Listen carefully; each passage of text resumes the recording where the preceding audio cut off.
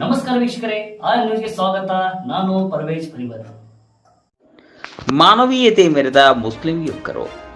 ಬೆಳಗಾವಿ ಜಿಲ್ಲೆ ರಾಮದುರ್ಗ ಪಟ್ಟಣದಲ್ಲಿ ಪಡಕೋಟ ಓಣಿಯಲ್ಲಿರುವ ಆಯತಪ್ಪಿ ಬಿದ್ದು ಗಾಯಗೊಂಡಿದ್ದ ಕೋತಿಯನ್ನ ರಾಮದುರ್ಗ ಪಟ್ಟಣದ ಪಡಕೋಟಿ ಓಣಿಯ ಮುಸ್ಲಿಂ ಯುವಕರು ಅಸ್ತವ್ಯಸ್ತಗೊಂಡ ಕೋತಿಯನ್ನ ಜೋಪಾನವಾಗಿ ಎತ್ತುಕೊಂಡು ರಾಮದುರ್ಗದ ಹೊರವಲಯದಲ್ಲಿದ್ದ ಸರ್ಕಾರಿ ಪಶುವೈದ್ಯ ಆಸ್ಪತ್ರೆಗೆ ದಾಖಲಿಸಿದ್ದಾರೆ.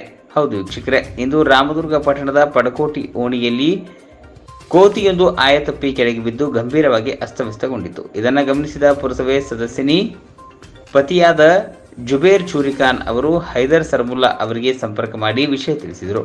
ನಂತರ ಜುಬೇರ್ ಚೂರಿಖಾನ್, ಹೈದರ್ ಸರ್ಮುಲ್ಲಾ ಇಬ್ಬರು ಸೇರಿಕೊಂಡು ಶೀಘ್ರವಾಗಿ ಕಾರ್ಯಪ್ರವೃತ್ತರಾಗಿ ಪಶು ಆಸ್ಪತ್ರೆಗೆ ಸಾಗಿಸಿದರು. ಪಶು ವೈದ್ಯರು ಕೋತಿಗೆ ಚಿಕಿತ್ಸೆಯನ್ನು ನೀಡಿದ್ದಾರೆ. ಸಾವು ಬದುಕಿನ ಮಧ್ಯೆ ಹೋರಾಟ ನಡೆಸುತ್ತಿದ್ದ ಕೋತಿಗೆ ಚಿಕಿತ್ಸೆ ನೀಡಿ ಪ್ರಾಣ ರಕ್ಷಣೆಯನ್ನ ಮಾಡಿದ್ದಾರೆ. ನಂತರ ಅರಣ್ಯ ಅಧಿಕಾರಿಗಳಿಗೆ ಸಂಪರ್ಕ ಮಾಡಿ ಚಿಕಿತ್ಸೆ ನಂತರ ಕೋತಿಯನ್ನ ಅರಣ್ಯ ಸಿಬ್ಬಂದಿಗೆ ಹಸ್ತಾಂತರಿಸಿದರು. ಅವರ ಈ ಮಾನವೀಯ ಕಾರ್ಯಕ್ಕೆ ಸಾರ್ವಜನಿಕ ವಲಯದಲ್ಲಿ ಮೆಚ್ಚುಗೆ ವ್ಯಕ್ತವಾಗಿದೆ.